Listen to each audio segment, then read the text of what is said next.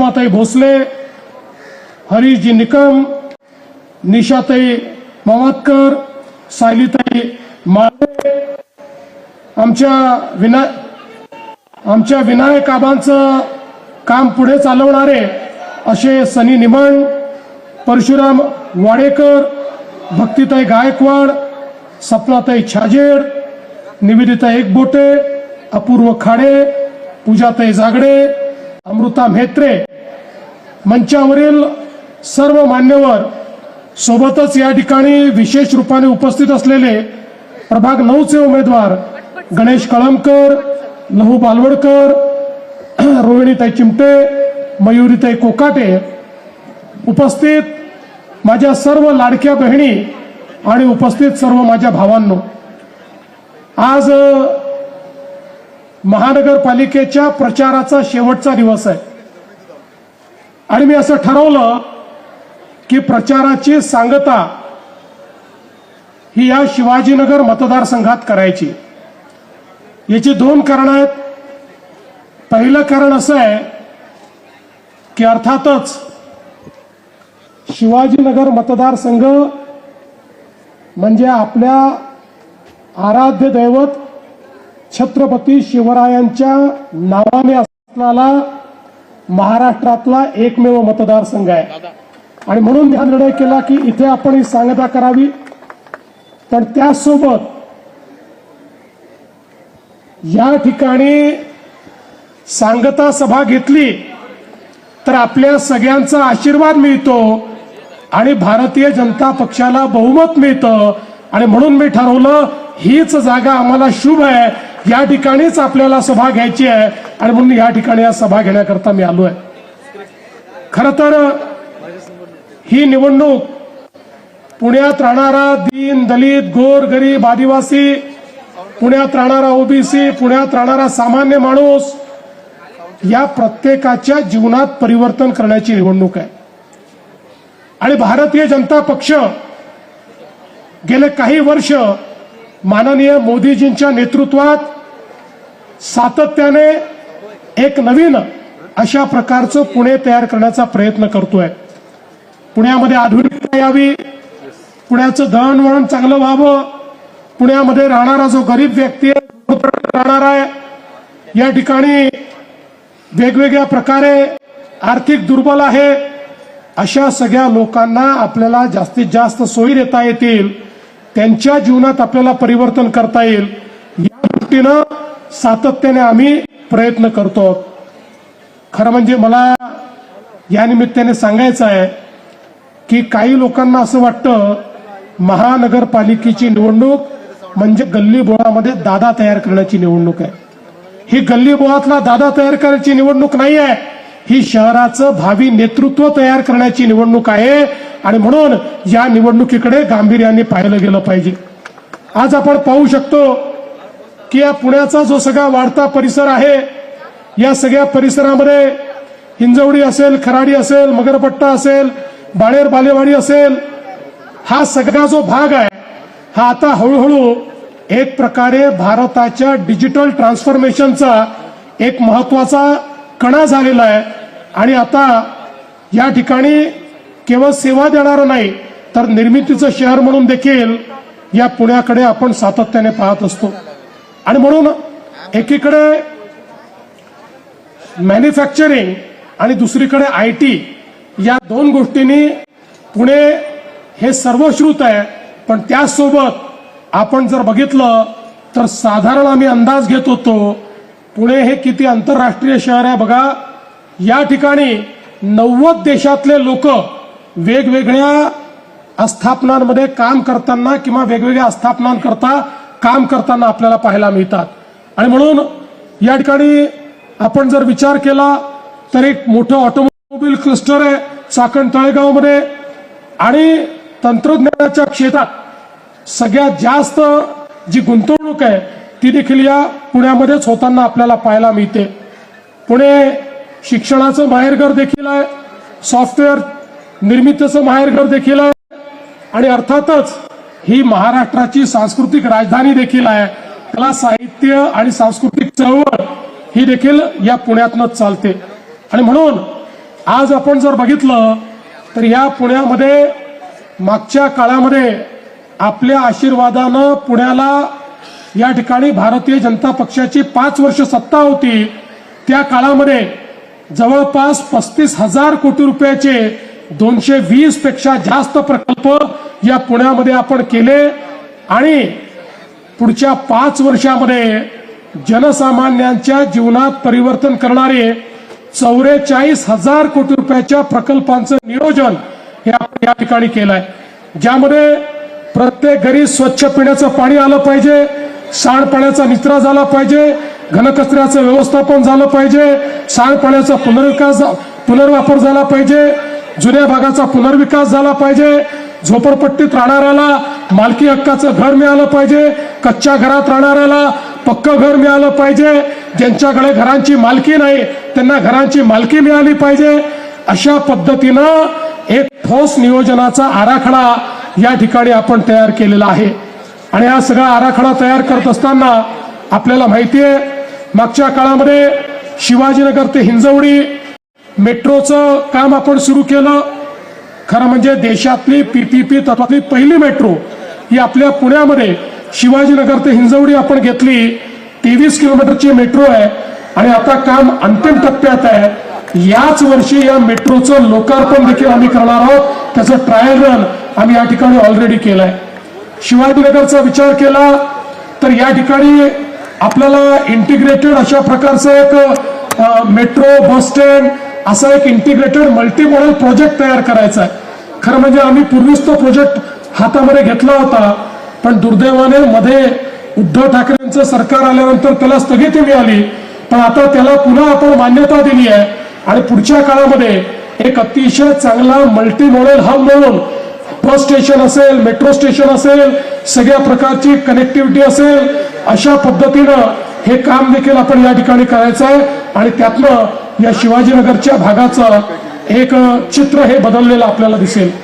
खरं म्हणजे आत्ताच मुरली अण्णा आपल्याला सांगत होते मागच्या काळामध्ये काही लोकांनी विकासाच्या नावावर या पुण्यामध्ये इतकं बिंडोकपणे बांधकाम केलं. आपल्याला माहिती आहे मागच्या काळामध्ये युनिव्हर्सिटी रोडचा पूल बांधलेला आपल्याला पाडावा लागला, कारण भविष्याचा विचार न करता केलेलं काम होतं. आता मात्र भारतीय जनता पक्षाच्या नेतृत्वात आम्ही पुढच्या 20 वर्षाचा विचार करतोय. पुढचे 20 वर्ष पुण्यातल्या सामान्य माणसाला, गरीबाला, मध्यमवर्गीयाला काय हवंय याचा विचार करून आम्ही पुण्याचं प्लॅनिंग करतोय. आणि आता जवळपास 277 कोटी रुपये खर्च करून त्या ठिकाणी आपण नवीन पूल देखील बांधलेला आहे आणि लवकरच बाणेरकडे जाणारा पूल देखील आपण त्या ठिकाणी खुला करणार आहे. आपल्याला माहिती आहे की रेल्वे रेंजल्स रेल्वे अंडरपास जो आहे त्याचे रुंदीकरणाचं काम हातामध्ये घेतलंय. 6 मीटरवरनं 18 मीटर हा आपण करतो, ज्याच्यामुळे वाहतूक कोंडीला एक मोठा दिलासा या ठिकाणी मिळणार आहे. त्याचबरोबर खडकी येथे आपण पुणे मुंबई रस्त्याचं रुंदीकरण केलंय. आणि यासोबत सगळ्यात महत्वाचं म्हणजे ज्यांनी अनेक क्रांतिकारकांना प्रशिक्षण दिलं, अनेक क्रांतिकारक तयार केले, ते लहुजी वस्ताद साळवे यांचं 115 कोटी रुपये खर्चून एक अतिशय सुंदर अशा प्रकारचं स्मारक देखील आपण या ठिकाणी तयार करतो. मगाशी आमच्या अण्णांनी सांगितलं आमच्या वडार समाजाकरता देखील आपण एक आर्थिक विकास महामंडळ त्या ठिकाणी तयार केलं. या आर्थिक विकास महामंडळाच्या माध्यमातून आता वेगवेगळ्या योजना सुरू केल्या आहेत आणि आमच्या वडार तळात समाजाच्या तरुणांना त्या ठिकाणी 15 लाखापर्यंतचं कर्ज हे बिनव्याजी मिळण्याच्या संदर्भातला निर्णय हा आपण आपल्या या आर्थिक विकास महामंडळाच्या माध्यमातून घेतलेला आहे, ज्या माध्यमातून आमच्या वडार समाजातही, आमच्या रामोशी समाजातही त्या ठिकाणी चांगल्या प्रकारचे उद्योजक तयार व्हावेत अशा प्रकारचा प्रयत्न आपण या ठिकाणी करतोय. खरं म्हणजे वाढीव बांधकामावर देखील तिप्पट कर लागत होता, तो कर आपण त्या ठिकाणी रद्द केला, नागरिकांना दिलासा दिला. आणि विशेषतः मी सिद्धार्थ शिरोळे यांचं मनापासून याकरता अभिनंदन करेन. हा सगळा जो भाग आहे 55% भाग हा झोपडपट्टीचा आणि निम्न मध्यमवर्गीय आणि गरीब लोकांचा भाग आहे. या भागामध्ये सिद्धार्थ शिरोळे यांनी आमच्याकडे पाठपुरावा करून जवळपास वेगवेगळ्या प्रकारची 100 कोटी रुपयाची कामं ही पूर्ण केलेली आहेत. पाण्याची असतील, गटारीची असतील, लाईटची असतील. आणि म्हणून आज खरं म्हणजे आपण बघा, एवढ्या मोठ्या प्रमाणात निधी हा दुसऱ्या कुठल्याही भागाला मिळाला नाही जो सिद्धार्थजींनी आणला. आणि मला या गोष्टीचा आनंद आहे की सिद्धार्थ शिरोळे यांच्या समोर सगळ्यात पहिले जर कोणाचा विकास असेल तर तो गरीब आणि मध्यमवर्गीय पुणेकरांचा विकास, शिवाजीनगर मधल्या जनतेचा विकास ते करण्याचा प्रयत्न करतायत. आणि मी आज हे देखील सांगण्याकरता आलो आहे की सिद्धार्थजी, तुम्ही काळजी करू नका.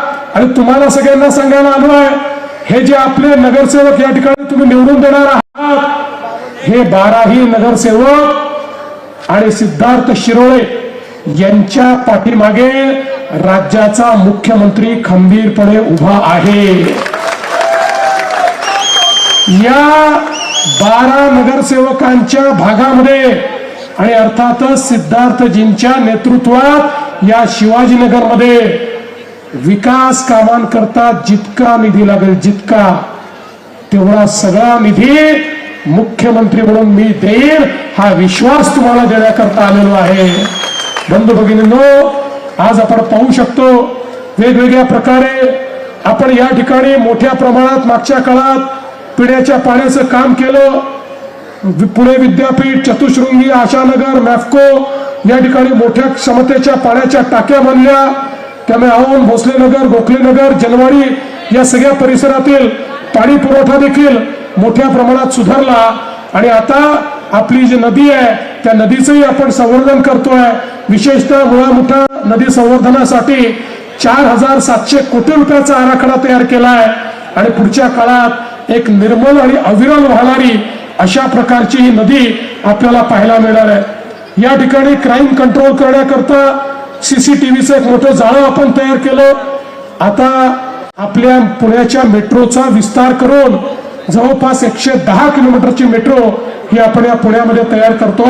त्यामुळे खऱ्या अर्थानं पुढच्या काळामध्ये जर आपण बघितलं तर एक अतिशय गतिमान अशा प्रकारचं ट्रान्सपोर्ट असलेलं हे पुणे शहर असणार आहे. आज पुण्यामध्ये आपण जो कॅपिटल इन्व्हेस्टमेंट प्लॅन तयार केलाय, याच्या माध्यमातून जवळपास 23 नवीन उडान पूल आपण बांधतो आहोत. आणि यासोबत पुण्याचे 32 असे रस्ते आहेत. 80% पुणेकर ज्या 32 रस्त्यावरून जातात, या 32 रस्त्यांना डिकंजेस्ट करून त्याच्यावर वाहतूक वेगानं चालली पाहिजे अशा पद्धतीनं आपण काम करतो. या ठिकाणी पुण्याचं ट्रॅफिक कमी करण्याकरता, पुणेकरांना दिलासा देण्याकरता रस्ते मोठे करतो, फ्लायओव्हरही करतो. आणि त्याच्यासोबत पाताळात देखील आता आपण जातो. वरती गेलो, जमिनीवर गेलो, आता पाताळात जाऊन पुण्यामध्ये पहिल्यांदा पाताळात टनेल्स आम्ही तयार करतो.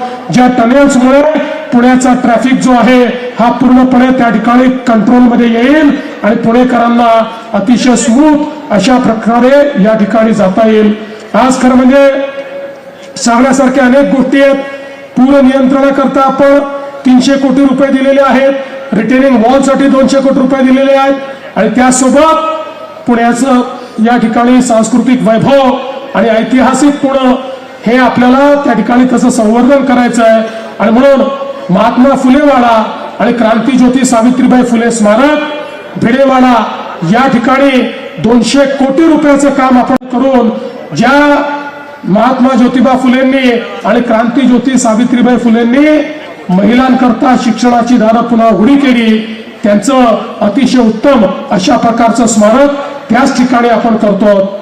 बंधू भगिनींनो, खरं म्हणजे मला कोणावर या ठिकाणी टीका करायची नाही. काही लोक मनात येईल त्या पद्धतीनं आश्वासनं देऊन राहिलेले आहेत. आश्वासन देताना आपण ते कुठून पूर्ण करणार आहे याचाही विचार करत नाही. मला त्यांनाही काही म्हणायचं नाही. त्यांना मी फक्त पुण्यातली एक म्हण सांगतो. पुण्यामध्ये लोक म्हणतात, खिशातले आणा आणि बाजीराव म्हणा. अशा पद्धतीनं काही लोकांचा जो काही व्यवहार आहे त्याच्यावर मी कुठलीही टीका करणार नाही. पण मी तुम्हाला एवढंच सांगतो, आम्ही लोक कसे आहोत आम्ही जे सांगतो ते करणारे लोक आहोत.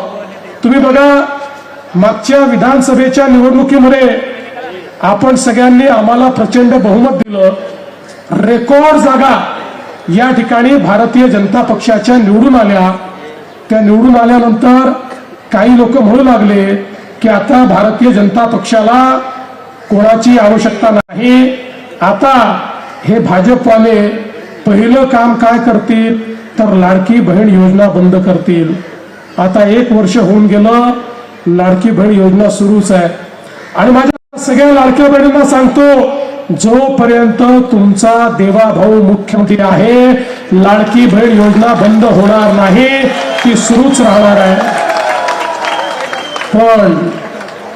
पण या ठिकाणी आमदार साहेब, मी तुम्हाला सिद्धार्थजी एवढं सांगू इच्छितो, माझ्या लाडक्या बहिणी तुमच्या सगळ्या नगरसेवकांना जिंकवून देणार आहे. पण जिंकल्यानंतर माझी अपेक्षा काय आहे ती सांगून देतो. जिंकल्यानंतर माझ्या लाडक्या बहिणींना केवळ लाडकी बहीण ठेवू नका, माझ्या लाडक्या बहिणींना लखपती दीदी करा, लखपती दीदी. आता मोदी यांनी लखपती दीदीचा कार्यक्रम आणलेला आहे. आणि तुमच्या माहिती करता सांगतो, महाराष्ट्रामध्ये 50 लाख लाडक्या बहिणी लखपती दीदी झाल्या. अजून 50 लाख होत आहेत. पुढच्या 4 ते 5 महिन्यांमध्ये 1 कोटी माझ्या लाडक्या बहिणी या केवळ 1500 रुपये वाल्या लाडक्या बहिणी राहणार नाही, वर्षाला 1 लाख रुपये कमवणाऱ्या लखपती दीदी होणार आहेत. आणि म्हणून निवडून तर तुम्ही येणार आहात, महापौरी बसणार आहे, पण पुढच्या वेळी मी तुमच्या मतदारसंघात आलो तर सिद्धार्थ भाऊ तुम्हाला आणि या नगरसेवकांना रस्त्याची कामं वगैरे मी विचारणार नाही, तिथं तुम्ही करताच. मी तुम्हाला विचारणार आहे, तुमच्या वॉर्डामध्ये तुम्ही किती लाडक्या बहिणींना लखपती दीदी केलं. आणि याच्या भरोशावरच पुढच्या काळात नगरसेवकांना जर पद पाहिजे असतील तर माझ्या लाडक्या बहिणींना त्यांना लखपती दीदी बनवावं लागेल, तरच त्यांना महानगरपालिकेमध्ये पद मिळतील. अशा प्रकारचा निर्णय मी घेतलाय. आणि म्हणून बंधू भगिनींनो, मी या निमित्ताने तुम्हाला एवढंच सांगण्याकरता आलो आहे, आम्ही तुमच्या केंद्रात आपलं सरकार आहे, राज्यात आपलं सरकार आहे, महानगरपालिकेतही आपलं सरकार आणायचं आहे. आणि म्हणून काय करायचं माहितीये, 15 तारखेला सकाळी उठायचं आणि उठण्याकरता घड्याळीचा अलार्म लावायचा. कुठला? घड्याळीचा अलार्म लावायचा. आणि अलार्म वाजला की घड्याळ बंद करायचं, अलार्म बंद करायचा, ते घड्याळ घरीच ठेवायचं. आणि मग आपण मतदान केंद्रावर जायचं. आणि मतदान केंद्रावर गेल्यानंतर जी मशीन आहे त्याच्यावर फक्त कमळ पाहायचं, उमेदवाराचा चेहरा आठवायचा नाही, तो काळा आहे की गोरा आहे, केस आहे की टकला आहे, काही लक्षात ठेवायचं नाही. एकच गोष्ट लक्षात ठेवायची, कमळ कमळ कमळ, एकच गोष्ट लक्षात ठेवायची. त्या ठिकाणी गेल्यानंतर कमळाचंच बटन दाबायचं, फार चिंता करायची नाही. जिथे कमळ दिसेल ते बटन दाबून बाहेर यायचं. 15 तारखेला तुम्ही कमळाची काळजी घेतली, 16 तारखेपासून 5 वर्ष तुमची काळजी आम्ही घेऊ, हा विश्वास तुम्हाला देतो. आणि माझं बोलणं संपवतो. धन्यवाद. जय हिंद, जय महाराष्ट्र.